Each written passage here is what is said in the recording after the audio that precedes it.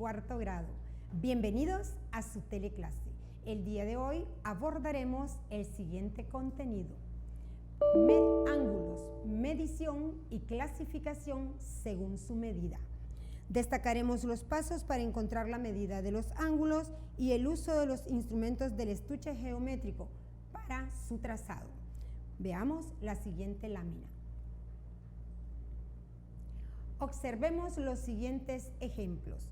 Tenemos ahí una ventana, una escalera, un televisor, una tijera, un libro y una mesa.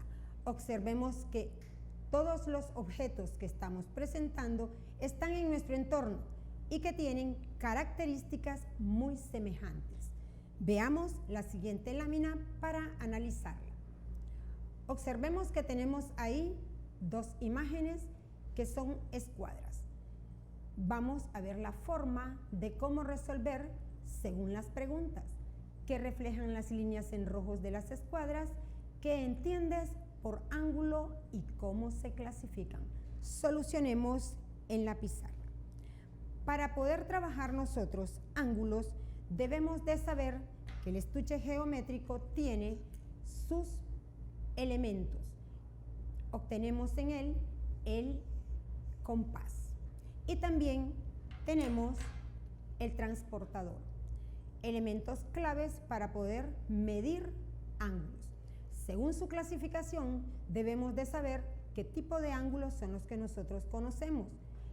En parte, el ángulo es la unión de dos vértices con dos líneas, pero debemos de saber qué sucede cuando ambas se unen, porque puede tener la medida de un ángulo recto, que es aquel que tiene 90 grados.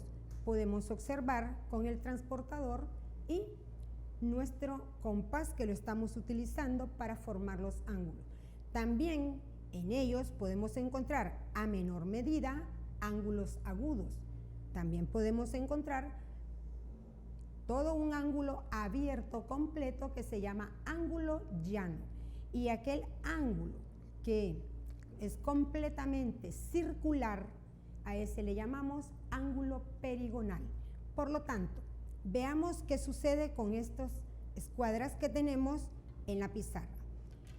Sabemos que las escuadras tienen medidas en cada uno de sus ángulos.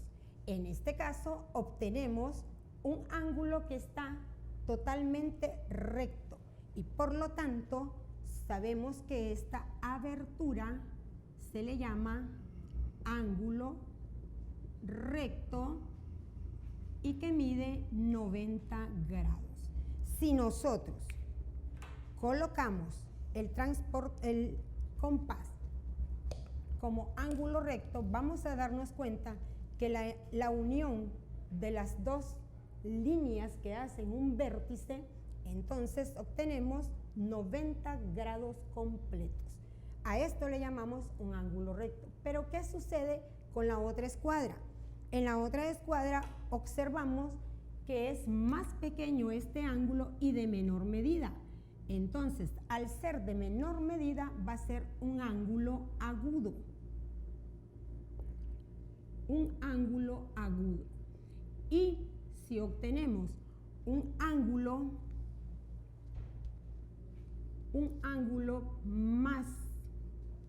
un poco más abierto, entonces podemos tener un ángulo obtuso. Pero ¿cómo nosotros sabemos que estos ángulos tienen medidas diferentes y por qué reciben ese nombre?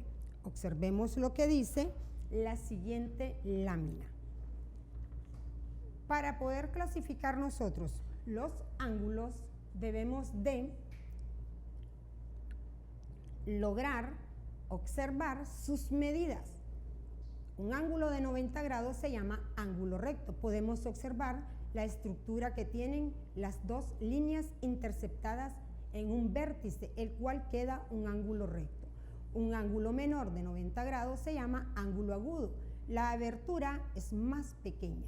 El ángulo mayor de 90 grados se llama ángulo obtuso.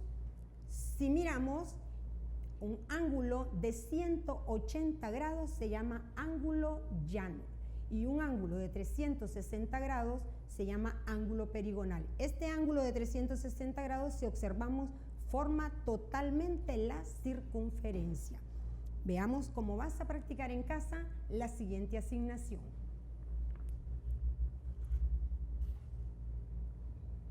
Para medir y clasificar, debemos recordar la abertura formada por dos lados de un vértice en común se llama ángulo. Para medir los ángulos se utiliza el transportador.